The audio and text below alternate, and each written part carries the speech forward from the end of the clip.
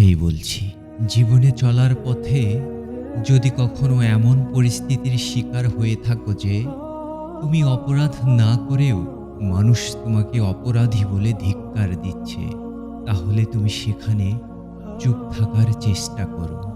সেখানে চুপচাপ থাকার চেষ্টা করো। একটা কথা মনে রেখো, চিৎকার করে কখনোই তুমি নিজেকে নির্দোষ প্রমাণ করতে পারবে না। পৃথিবীতে চিৎকার করে কখনোই নির্দোষ প্রমাণ করা যায় না। যদি তুমি সত্যি নির্দোষ হয়ে থাকো, তাহলে কেন চিৎকার করবে? শোনো, চিৎকার করার কোনো প্রয়োজন নেই। তার কারণ হিসাব তোমাকে কোনো মানুষের কাছে দিতে হবে না। হিসাব দিতে হবে পৃথিবীর পরিচালকের কাছে। আর যদি সত্যি তুমি কোনো দোষ না করে থাকো, তাহলে তিনি তোমাকে কখনোই অপরাধী মনে করবে না। তাই এই দুনিয়ার মানুষ কি বলছে, এ পৃথিবীর মানুষ কি বলছে, এ পৃথিবীর মানুষ কি ভাবছে, তাতে কোনো যায় আসে না। তুমি জীবনে যদি ভালো থাকতে চাও, তাহলে মন দিয়ে শোনো। সব সময় এই চার ধরনের মানুষ থেকে সব সময় দূরে থাকার চেষ্টা করো। চার ধরনের মানুষ থেকে নিজের দূরত্ব সব সময় বজায় রাখার চেষ্টা করো। ১. যে তোমাকে কথায় কথায় মিথ্যা কথা বলে। ২. যে তোমাকে অপমানিত আর অসম্মান করে। ৩. যে তোমাকে সুযোগ পেলেই ব্যবহার করে। ৪. যে তোমাকে সব সময় ছোট করে। পৃথিবীর এই সকল মানুষ থেকে নিজের দূরত্ব বজায় রাখো, তাহলে তোমার জীবনটা সুখময় হয়ে যাবে। তুমি নিজেকে সুখী অনুভব করতে শুরু করবে। শোনো, যেদিন থেকে তুমি একা থাকা শিখে যাবে, সেদিন থেকে তুমি একা থাকতে শিখে নেবে। সেদিন থেকে তুমি সুখের কাছে নয়, সুখ তোমার কাছে আসতে শুরু করবে। তাই কিছু অভ্যাসকে আয়ত্ত করো। কিছু মানুষ যারা তোমার জন্য ক্ষতিকর, তাদের থেকে নিজের দূরত্ব বজায় রাখো। তাদের থেকে নিজের দূরত্ব বজায় রাখো। একটা কথা মনে রেখো, খাবারে বিষ ঢেলে দিলে তার চিকিৎসা সম্ভব, কিন্তু কানে বিষ ঢেলে দিলে তার চিকিৎসা সম্ভব নয়। তাই যে সকল মানুষ তোমাকে খারাপ কাজে উৎসাহিত করে, পরনিন্দা চর্চা, পরচর্চা করে, অন্যের বিষয়ে তোমার সামনে খারাপ কথা বলে, এমন কিছু বলে যাতে তুমি খুশি হও, কিন্তু বাস্তব সত্যটা এমনটা নয়। সেই সকল মানুষ তোমার জন্য ক্ষতিকর। তার কারণ যে তোমার সামনে অন্যের আলোচনা করছে, সে তো অন্যের সামনে গিয়ে তোমার সমালোচনা করবে। সে সকল মানুষ থেকে নিজের দূরত্ব বজায় রাখো, যারা তোমার অজান্তেই তোমাকেই ক্ষতি করে বসে নিজেকে সুখী অনুভব করে, আর তোমার দিনটা শান্তিতে কাটতে শুরু করবে। মনে রেখো, দই, ঘি, মাখন এসব কিন্তু একই জায়গা থেকে তৈরি হয়, একই জায়গা থেকেই সৃষ্টি হয়, কিন্তু মূল্য সবার আলাদা। তার কারণ জন্ম কখনোই শ্রেষ্ঠত্ব দেয় না, কর্মই মূল্য নির্ধারণ করে। আসলে যুগটা খুব একটা সুবিধার না। যুগটা এমন জায়গায় পৌঁছে গিয়েছে যে আজ আমরা মিথ্যাটাকে সত্য আর সত্যটাকে মিথ্যা বলেই মনে করি। দেখবে, মানুষ যখন কারো প্রশংসা করে, তখন খুব কম লোকেই তা বিশ্বাস করে, কিন্তু যখন কিনা কারো বদনাম করে, যখন কারো বদনাম করা হয়, তখন প্রায় সকলেই তা বিশ্বাস করে। মানুষের চিন্তা ভাবনাটা এমনটাই হয়ে গিয়েছে। বাস্তবতা কি জানো? সত্য একবার বলতে হয়, সত্য বারবার বললে সেটা অনেকটা ওই মিথ্যার মতো শোনায়। মিথ্যা বারবার বলতে হয়, কারণ মিথ্যা বারবার বললে অনেকটা সত্য বলেই মনে হয়। তাই তুমি যদি সত্যের পথে থাকো, তাহলে একবারই বলো। যদি কেউ বিশ্বাস করে তাহলে ভালো, আর যদি কেউ বিশ্বাস না করে, তাতে কি কোনো যায় আসে?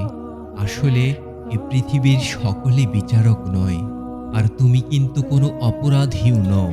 তাই কেন বারবার অপরাধীর মতো অন্যকে বোঝাতে যাও? কেন বারবার অপরকে বিচারকের মর্যাদা দাও? মনে রেখো, মনে রেখো, এ পৃথিবীর বিচারক কিন্তু একজনই, আর নিঃসন্দেহে তিনি হলেন সর্বশ্রেষ্ঠ বিচারপতি। শোনো, আজ তোমাকে একটা কথা বলি, কখনো ভুল করেও তোমার নিজের রূপ নিয়ে অহংকার আর গর্ব করো না। তার কারণ সেটা তো তোমার তৈরি নয়। যেটা তুমি তৈরি করনি সেটা নিয়ে তুমি কেন গর্ব করতে যাবে? তোমার যদি গর্ব করতেই হয় তবে নিজের চরিত্র নিয়ে করো। সেটা তো তোমারই তৈরি, সেটা তো তুমিই তৈরি করেছো। মনে রেখো, তোমার বয়সের সাথে সাথে তোমার রূপের সৌন্দর্য ঝরে যাবে, কিন্তু যদি তুমি তোমার চরিত্র নিয়ে কাজ করো তাহলে বয়সের সাথে সাথে তোমার প্রশংসা বেড়ে যাবে। তাই কখনো রূপ নিয়ে নয়, তুমি চরিত্র নিয়ে গর্ব করো। তুমি সেটা নিয়ে গর্ব করো না যেটা তোমার তৈরি নয়, সেটা নিয়েই গর্ব করো যেটা তোমার দ্বারা গঠিত হয়। মনে রেখো, এই পৃথিবীতে দুই ধরনের মানুষ থাকে। এক, যারা ব্র্যান্ড কিনতে পছন্দ করে, ব্র্যান্ড পড়তে পছন্দ করে। আর এক ধরনের মানুষ থাকে যারা নিজেকে ব্র্যান্ড বানাতে পছন্দ করে। কিছু মানুষ নিজে নিজেই ব্র্যান্ড, আর কিছু মানুষ নিজেকে ব্র্যান্ডের পিছনে ছোটায়, নিজে থেকে ব্র্যান্ডের পিছনে দৌড়ায়। আমরা যতটা সময় ব্র্যান্ড কেনার পিছনে দেই, ততটা সময় যদি নিজেকে ব্র্যান্ড বানানোর পিছনে দিতাম তাহলে হয়তোবা আমাদের জন্য আরো অনেক বেশি ভালো হতো। আজ আমরা এমন জায়গায় চলে গিয়েছি, আমাদের ঘড়ির মূল্য আমাদের থেকে বেশি হয়ে গিয়েছে, আমাদের জুতোর মূল্য আমাদের থেকে বেশি হয়ে গিয়েছে, আমাদের জামার মূল্য আমাদের থেকে বেশি হয়ে গিয়েছে, আমাদের শার্টের মূল্য আমাদের থেকে বেশি হয়ে গিয়েছে, আমাদের প্যান্টের মূল্য আমাদের থেকে বেশি হয়ে গিয়েছে। এবার নিজের পিছনে একটু সময় দাও, নিজের ভবিষ্যৎকে উজ্জ্বল করার চেষ্টা করো, নিজের ভবিষ্যৎকে উজ্জ্বল করার চেষ্টা করো। আজ যে তোমাকে অবহেলা করছে, কাল সে তোমাকে গুরুত্ব দিতে শুরু করবে। আজ যে তোমাকে ঘৃণা করছে, কাল সে তোমাকে ভালোবাসতে শুরু করবে। মনে রেখো, ভালোবাসা কোনো ভিক্ষা নয়, আর তুমি কোনো ভিখারিও নও। তোমার একটা সিদ্ধান্ত তোমার জীবনকে পরিবর্তন করে দিতে পারে। নিজেকে নিজে চেনো। এই পৃথিবীর সবথেকে বড় সফলতা কি জানো? নিজেকে নিজে চিনতে পারা। তুমি কি? তোমার দ্বারা কতটা সম্ভব? তোমার অ্যাবিলিটি কতটা? তোমার ক্ষমতা কতটা? এগুলো জানতে পারা। নিজের সম্বন্ধে, নিজের বিষয়ে, নিজের তথ্যগুলো জানা, এগুলো একটা সফলতা। হ্যাঁ, প্রথমে নিজেকে নিয়ে চর্চা করো, সময়টাকে সঠিক ব্যবহার করো। সবথেকে বেশি সময় নিজের পেছনে ব্যয় করো। সবকিছু ভাগ্যের উপর ছেড়ে দিও না। কিছু জিনিস নিজের আয়ত্তেও রাখো।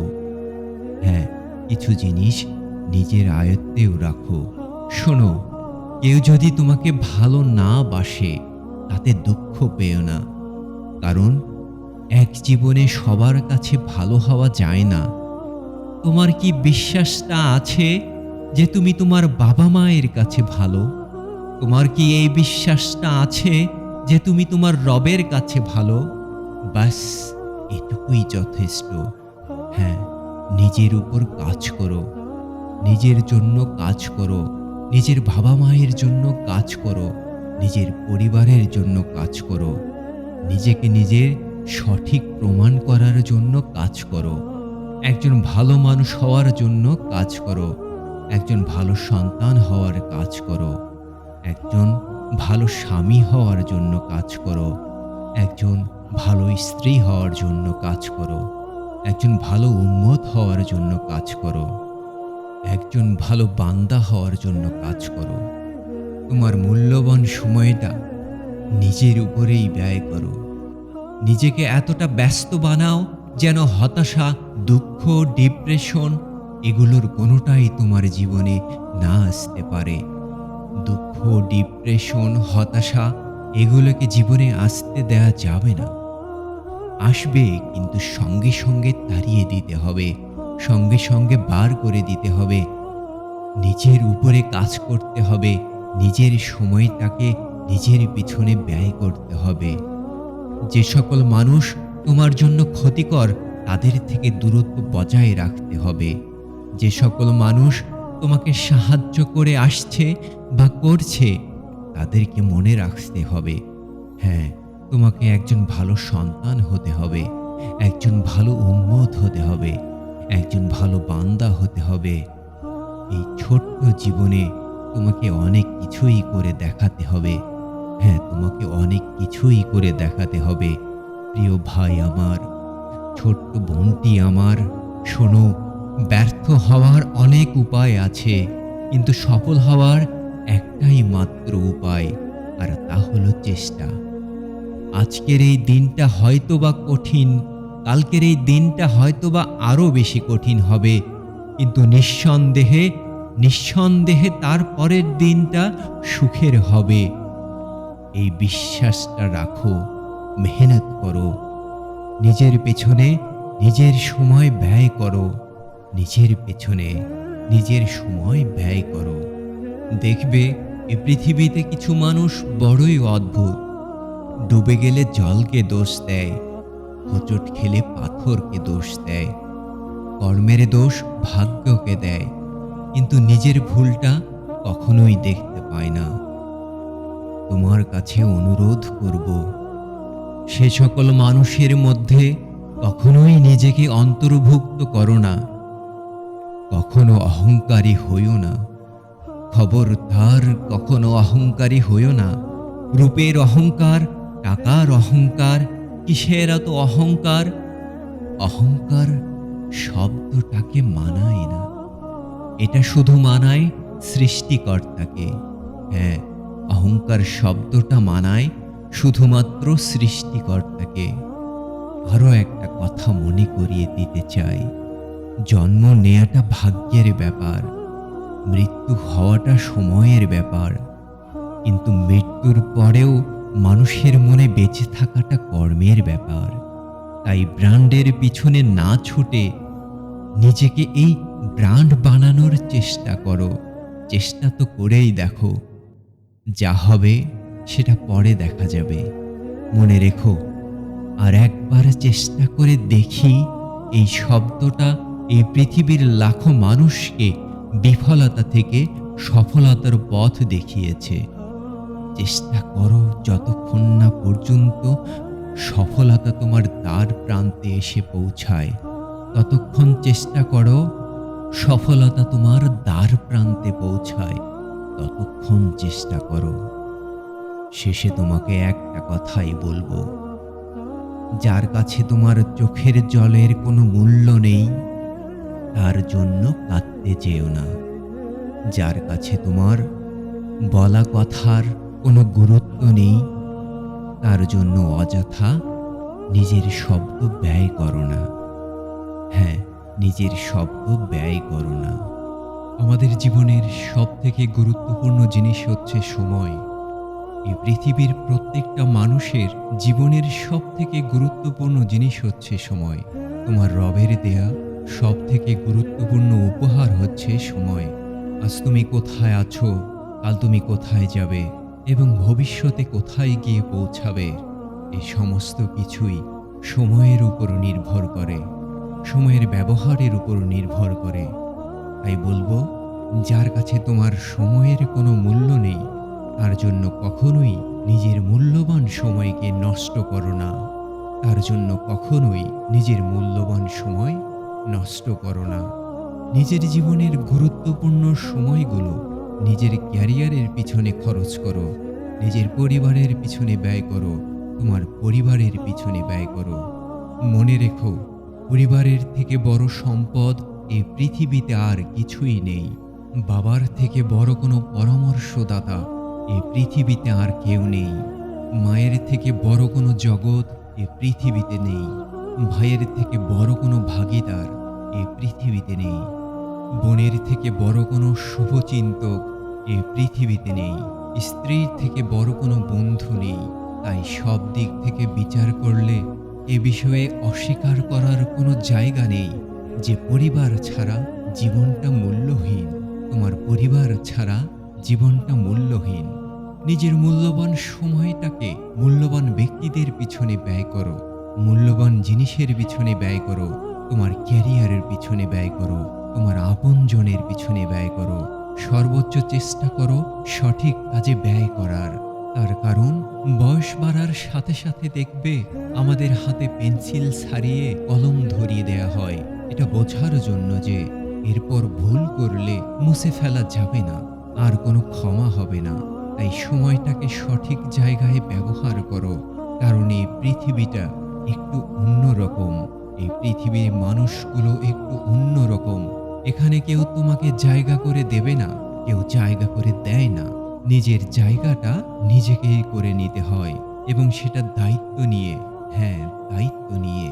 মনে রেখো, কে কি বলল, কে কি ভাবলো, তাতে কোনো যায় আসে না। লোকের কথাগুলোর জন্য নিজের ভবিষ্যৎকে ত্যাগ করো না। লোকের বলা কথায় কর্ণপাত করো না। ছেড়ে দাও সেসব কথা যেগুলো লোকে বলে। লোকে কি বলল, লোকে কি ভাবলো, তাতে কিছু যায় আসে না। মনে রেখো, জাহাজের চারপাশে জল থাকে, কিন্তু জাহাজ ডুবে যায় না। জাহাজ তখনই ডুবে যায় যখন জাহাজের বাইরে জলগুলো ভেতরে প্রবেশ করে। ঠিক তেমনি মানুষের চারপাশে অনেক খারাপ মানুষ থাকে, কিন্তু তাতে কোনো যায় আসে না। তাতে কোনো যায় আসে না। ক্ষতিটা তখনই হবে যখন তাদের কথা তুমি তোমার ভেতরে ঢোকাবে, তাদের কথা তুমি মনে রাখবে।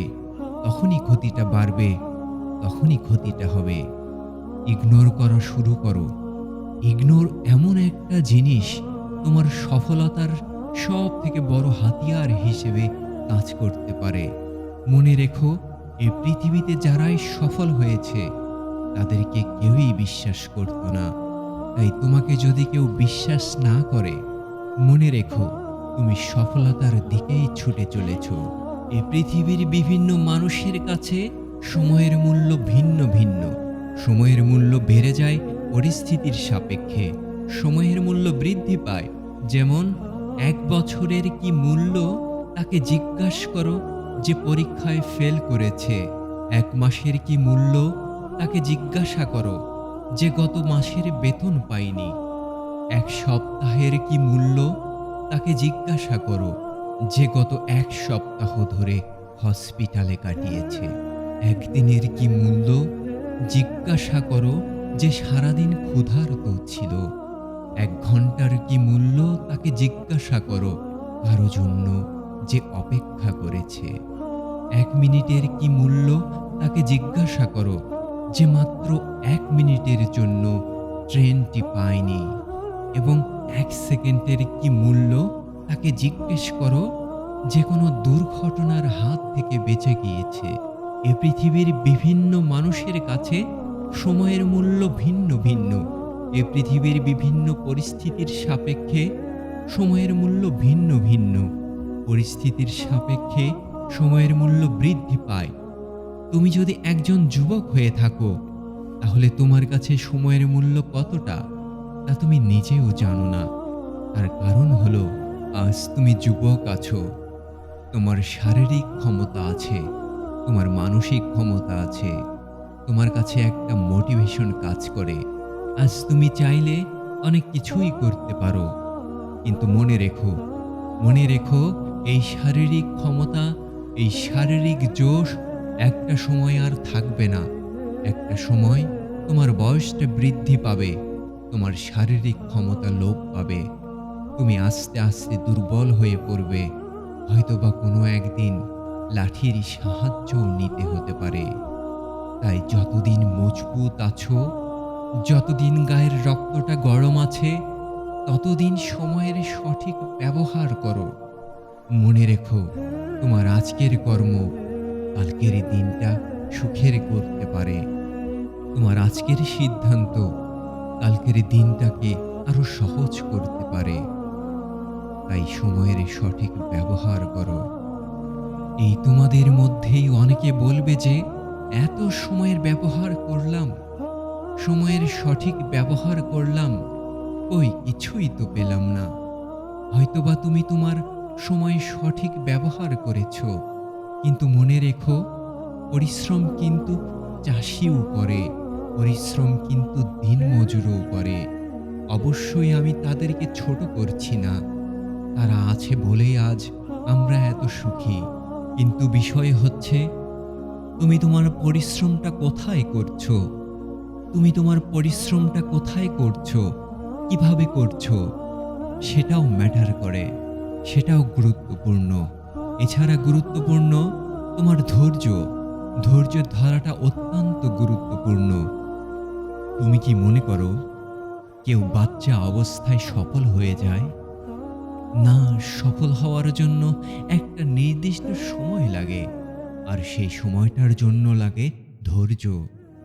হয়তোবা এই পৃথিবীর সবথেকে কঠিন কাজ হলো ধৈর্য। কিন্তু মনে রেখো, এই পৃথিবীর সবথেকে বড় পুরস্কার কিন্তু ধৈর্যেরই দেওয়া হয়। শুধু তোমাকে মেহনতি হলেই হবে না, তোমাকে ধৈর্যশীল হতে হবে। তোমাকে ধৈর্যশীল হতে হবে।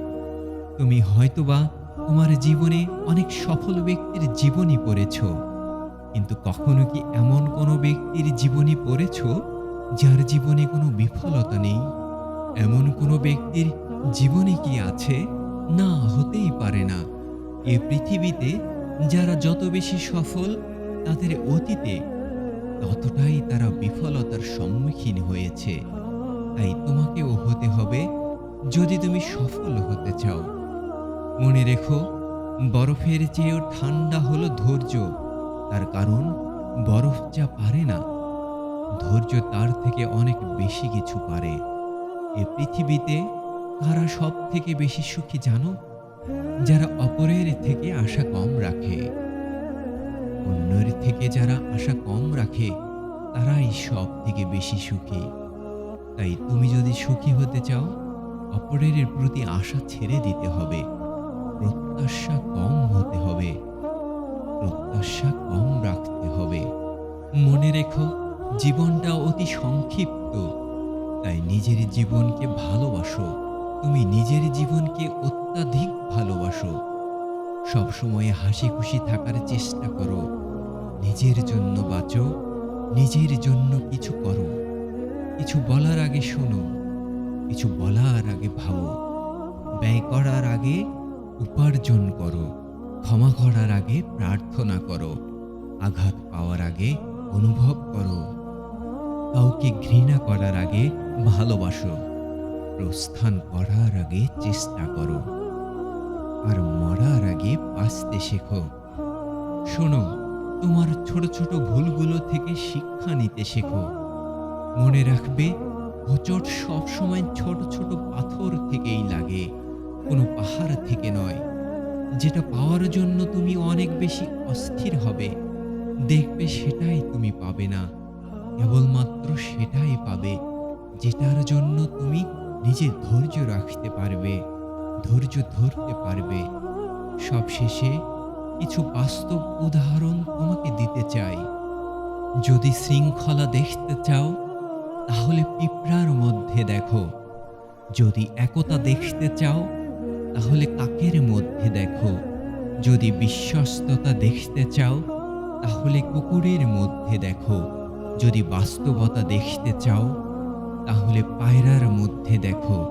যদি পরিশ্রম দেখতে চাও, তাহলে ঘোড়ার মধ্যে দেখো। আর যদি সাম্যতা দেখতে চাও, তাহলে মৌমাছির মধ্যে দেখো। এবং সবশেষে যদি হিংসা, ক্রোধ, লোভ, নিষ্ঠুরতা, অহংকার এসব কিছু দেখতে চাও, এসব কিছুর সংমিশ্রণ দেখতে চাও, তাহলে সৃষ্টির সেরা জীব মানুষের মধ্যে দেখো। আজ যুগটা এমন জায়গায় চলে গিয়েছে, আমরা এমন এক যুগে বসবাস করছি, আজ আমাদের যেগুলো অপ্রয়োজন সেগুলোকে প্রয়োজন বলে মনে করি, এবং যেগুলো প্রয়োজন সেগুলোকে অপ্রয়োজনীয় মনে করি। আজ আমরা এমন এক পর্যায়ে পৌঁছে গেছি যে হিংসা ছাড়া আবার মানুষ হয় নাকি? অথচ আমরা মুসলমান। হিংসা যে কত নিকৃষ্টতম কাজ, তা আমাদের রব বারবার নিষেধ করেছে। নিষেধ করেছেন এটা থেকে বিরত থাকার জন্য।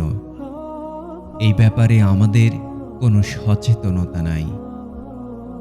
প্রিয় ভাই আমার, প্রিয় বোন আমার, আপনি কিভাবে বুঝবেন আপনি হিংসা করেন কিনা?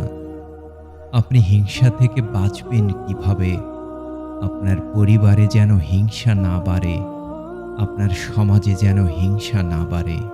হিংসা থেকে খুব সচেতন থাকবেন, কারণ হিংসা মানুষের সমস্ত ভালো কাজগুলোকে ওইভাবে নিঃশেষ করে দেয়, যেভাবে আগুন কোনো শুকনো কাঠ বা ঘাসকে যেভাবে নিঃশেষ করে দেয়। এই হিংসা আপনার সমস্ত আমল, সমস্ত ভালো কাজ নষ্ট করার জন্য এতটুকুই যথেষ্ট যে আপনি হিংসা করেই যাচ্ছেন দিনের পর দিন।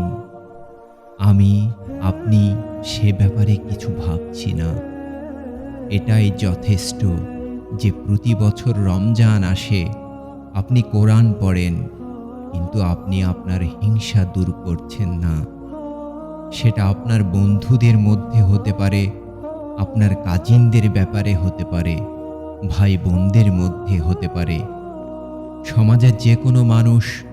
প্রত্যেকটা লেয়ারে লেয়ারে আমাদের সমাজে হিংসা এমনভাবে ছড়িয়ে গেছে চিন্তার বাইরে। আপনার বন্ধুদের মধ্যে যদি কেউ একজন ভালো করছে, সাথে সাথে সবাই তাকে হিংসা শুরু করে। তারা বোঝেও না তারা হিংসা করতেছে। একজন একটা ভালো ডিগ্রি পেল, কেউ পিএইচডি শেষ করলো, কেউ কোনো একটা ভালো ইউনিভার্সিটিতে চান্স পেল, সাথে সাথে হিংসা করা শুরু হয়ে যায়। কেউ ব্যবসায় সফলতা অর্জন করলো, সাথে সাথে হিংসা শুরু হয়ে যায়। একটা মেয়ে অন্য মেয়েদের থেকে দেখতে সুন্দর, সেখানে নিশ্চিত সবাই বলবে তার চরিত্র খারাপ। কোনো একটা ছেলে, তার হয়তো বাবা বড়লোক, সাথে সাথে সে ব্যাপারটা হিংসা শুরু হয়ে যায়। প্রত্যেকটা লেয়ারে আমাদের সমাজে হিংসা আমাদের মধ্যে অনেক অনেক পরিমাণে বেশি, কিন্তু আমরা মুসলমানরা এটা চিন্তাই করি না। যখন আমি চিন্তা করি আমি রবের কাছে যাব, আমার রব যা পছন্দ করে তা করব, আমরা এটা চিন্তাই করি না যে এর একটা উপায় হলো আমি হিংসা করা বন্ধ করি। কারণ হিংসা করা সম্পূর্ণভাবে হারাম। সবচেয়ে খারাপ পাপগুলো হিংসার থেকে তৈরি হয়।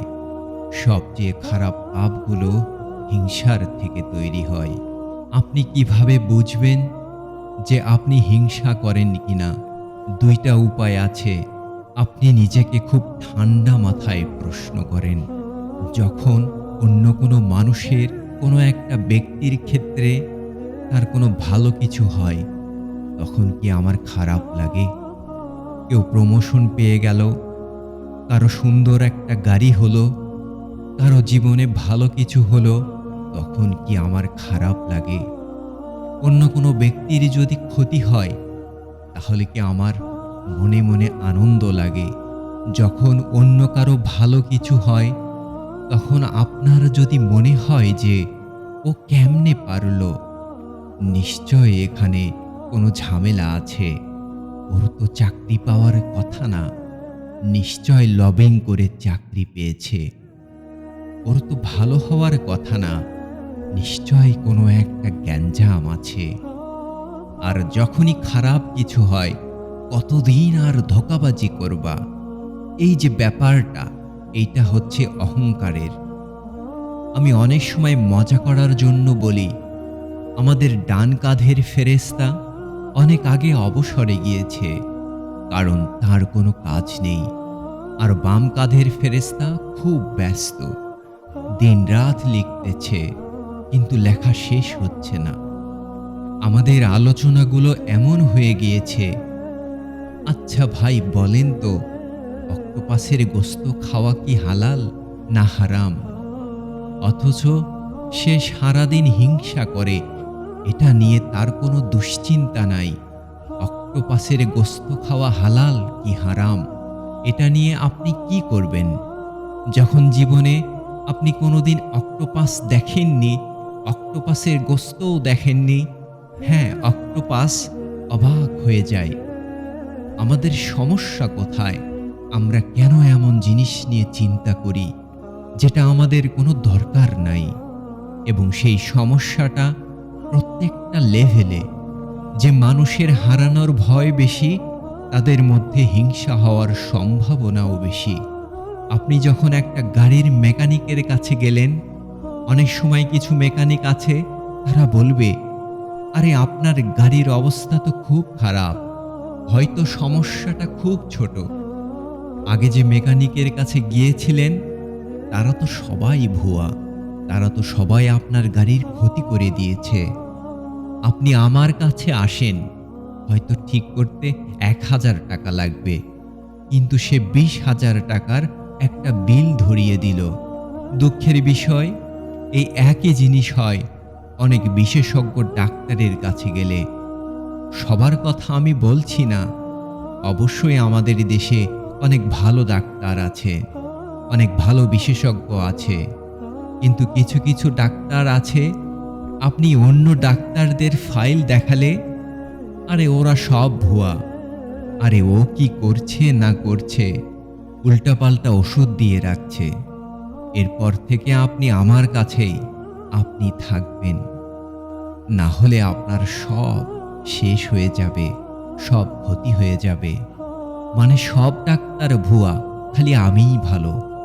এবং দেখা যায় যে একজন বিশেষজ্ঞ ডাক্তার, কিছু কিছু ক্ষেত্রে, সব ডাক্তারকে আমি বলছি না, অবশ্যই এদেশে অসাধারণ ডাক্তার আছে, কিন্তু কিছু কিছু বিশেষজ্ঞ ডাক্তার কাউকে কোনো কিছু শিখাবে না।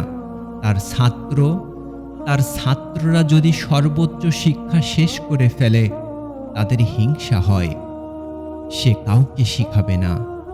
কেন সে এটা চিন্তা করে না?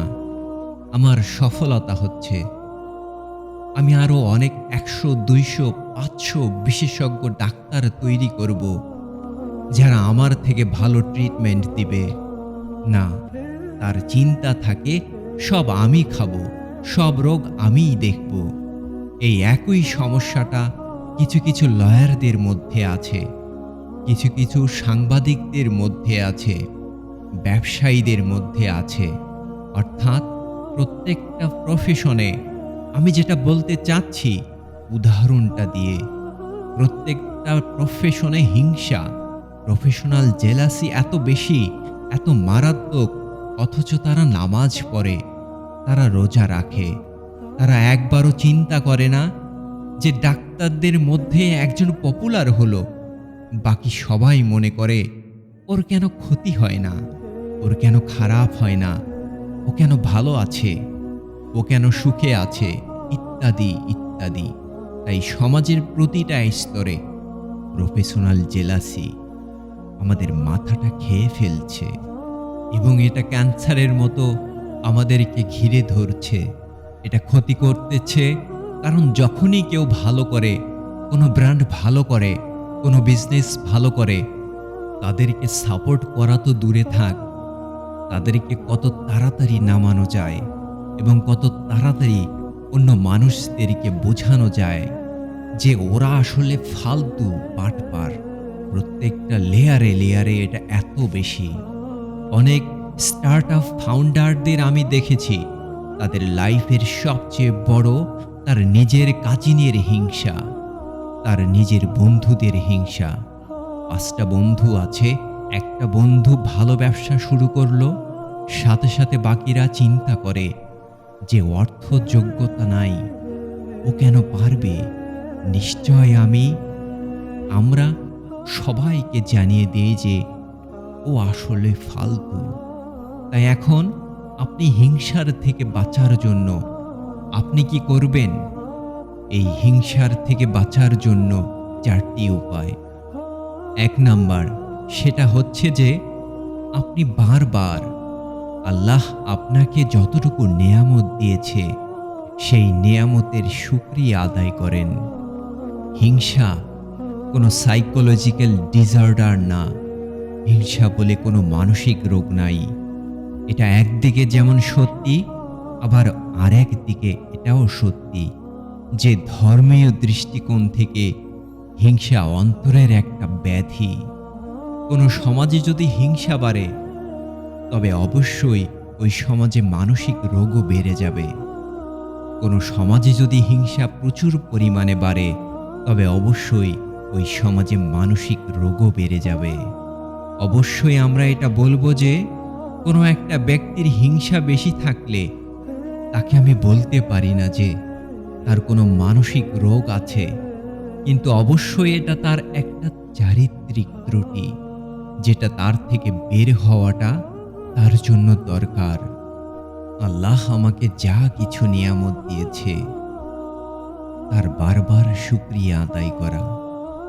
কারণ আল্লাহ বলেছেন যে তুমি যদি বারবার নিয়ামতে শুকরিয়া আদায় করো, শুধু আলহামদুলিল্লাহ বলা না, বরং মন থেকে বলো, হ্যাঁ আমি যা খাচ্ছি, আমি যা পড়ছি, আমার যা কিছু আছে সেটার উপর আল্লাহর উপরে সন্তুষ্টি জ্ঞাপন করা, তাতে আল্লাহর রহমত বাড়িয়ে দিবেন এবং ধৈর্য বাড়িয়ে দিবেন। 2 নাম্বার হচ্ছে আল্লাহর কাছে বারবার বারবার তওবা করা, তাতে আমাদের মর্যাদা বাড়ে, তাতে আমাদের ঈমান বাড়ে। কারণটা হচ্ছে তওবা না করলে আমাদের অন্তরকে শক্ত করে দেয়, আল্লাহর সাথে আমাদের দূরত্ব তৈরি করে। এবং ইস্তিগফার, আল্লাহর কাছে বারবার ক্ষমা চাওয়া, এটা আমাদের অন্তরকে পরিশুদ্ধ করে। এবং যে ইস্তিগফার করে আল্লাহ তাকে ভালোবাসেন, এবং আল্লাহ যাকে ভালোবাসেন সে তার নিজেকে ভালোবাসতে শেখে। আপনি আপনার নিজের প্রতি ভালোবাসা কিভাবে বাড়াবেন জানেন? নিজেকে ভালোবাসার সবচেয়ে সুন্দর উপায় হচ্ছে 2টা। আল্লাহর প্রতি বেশি বেশি শুকরিয়া আদায় করা এবং ইস্তেগফার করা। কারণ আপনি যখন বারবার শুকরিয়া আদায় করবেন এবং ইস্তেগফার করবেন, তখন আল্লাহ আপনাকে ভালোবাসবে, এবং যখন আল্লাহ আপনাকে ভালোবাসে তখন আপনার মধ্যে নিজের প্রতি বিশ্বাস তৈরি হবে যে আমার তো হারানোর কিছু নাই, আমার সাথে তো আল্লাহর সম্পর্ক আছে। তাই নিজের প্রতি যখন ভালোবাসা বাড়বে, তখন আপনার হিংসার থেকে আপনি বের হয়ে আসতে পারবেন ইনশাআল্লাহ। 3 নাম্বার যেটা বিষয়, সেটা হচ্ছে নিজের ইনসিকিউরিটি থেকে বের হন। অনেক মানুষ প্রচুর পরিমাণে ইনসিকিউরিটিতে ভোগে। তার নিজের ভালো কিছু হইলেও সে নিজেকে মনে করে আমার যোগ্যতা নাই। সে সুন্দর হলে তার নিজেকে মনে হয় যে আমি তো সুন্দর না, এবং এই জিনিসটা বাড়তে বাড়তে বাড়তে বাড়তে একসময় সে প্রচণ্ড পরিমাণে হিংসা করাকে তার নিজের জন্য ভালো মনে করে। সে হিংসা করাকে তার নিজের জন্য সে স্বাভাবিক মনে করে, এবং এভাবে সমাজে হিংসা বাড়ে। তাই নিজের ইনসিকিউরিটির দিকে লক্ষ্য করুন। কেন আপনি এত ইনসিকিউর? কেন আপনি যা কিছু জীবনে পেয়েছেন বা করছেন, সেটা করার পরেও বা পাবার পরেও আপনি নিজেকে অযোগ্য মনে করেন? তাই নিজের ইনসিকিউরিটি থেকে নিজেকে ওভারকাম করাটা খুব ইম্পর্টেন্ট, খুবই ইম্পর্টেন্ট। এবং 4 নাম্বার হচ্ছে যে আপনাকে আল্লাহর উপর ভরসা রাখা। আল্লাহ আমাকে যা দিয়েছে এবং যা দেয়নি, 2টাই যে আপনার জন্য ভালো সেটাতে বিশ্বাস করা।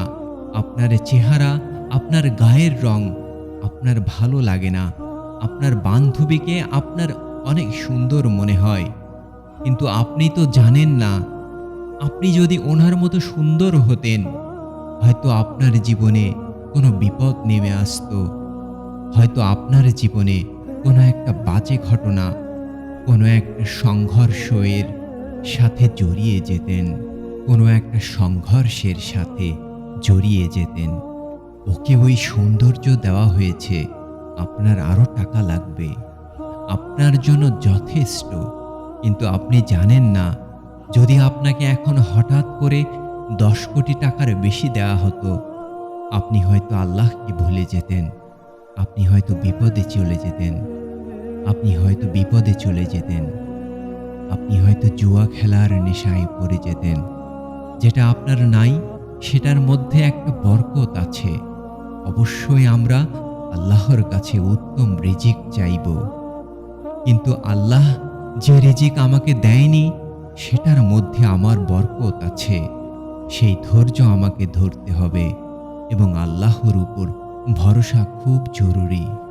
একটা ব্যাপার আমরা অনেক সময় মনে করি, আমার যদি খালি ওইটা থাকতো, আমার যদি ওইটা বা এইটা থাকতো, আরো বেটার চাকরি বা আরো বেটার বিজনেস।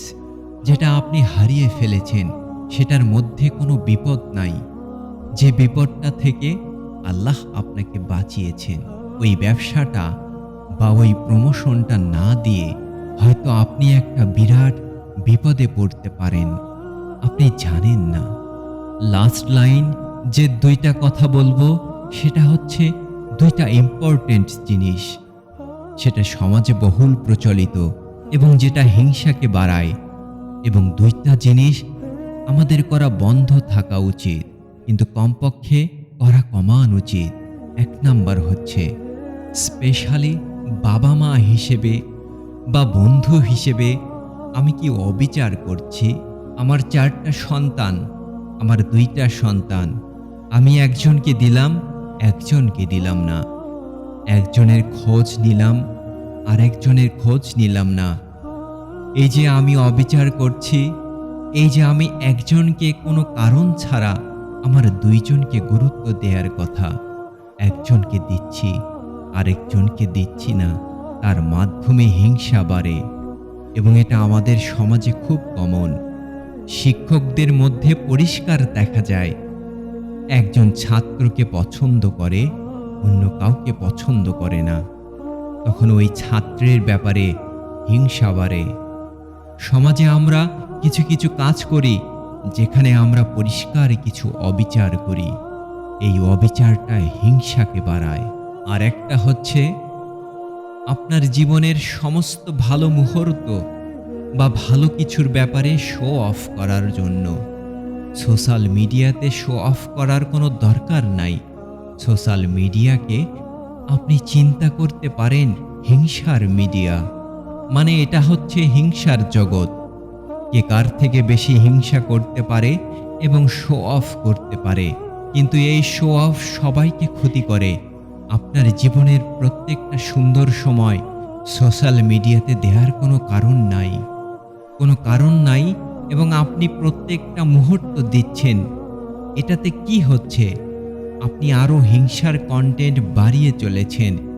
হিংসুকের জন্য হিংসার কন্টেন্ট আপনি বাড়িয়ে চলেছেন। আপনার জীবনে প্রত্যেকটা সুন্দর সময় সোশ্যাল মিডিয়াতে থাকার কথা না। এই কালচারটা আমাদের বন্ধ করতে হবে। এই কালচারটা আপনার জন্য ক্ষতিকর। এটা অনেক দৃশ্যমান এবং অদৃশ্যমান ক্ষতি হয়, যেটা আপনি বুঝতে পারেন না। কিন্তু এই ক্ষতিটা আপনার দরকার নাই। হ্যাঁ, কিছু কিছু সাকসেস আমাদেরকে সোশ্যাল মিডিয়াতে দিতে হয়। সেটা আমাদের কোম্পানির জন্য হতে পারে, সেটা আমাদের নিজেদের ভালোর জন্য হতে পারে।